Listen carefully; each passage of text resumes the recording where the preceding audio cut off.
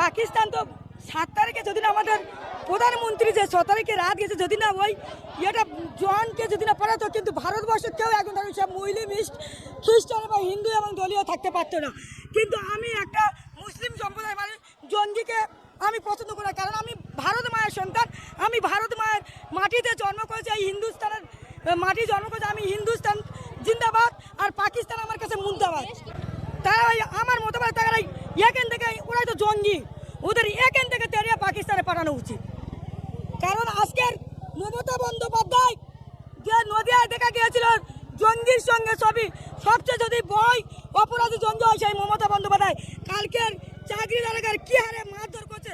উনি একটা পুলিশ মন্ত্রী হয়ে ওনার পুলিশগুলো এমন লাঠি মার মেরেছে, বলেছিলেন ডবল ডবল চাকরি দেবো, উনি ডবল ডবল চাকরি দিতে পারলেন না, ডবল ডবল লাঠি পেড়ালেন। বাংলা হান্টের আরো খবর দেখতে নজর রাখুন। বাংলা খবর মানেই বাংলা হান্ট।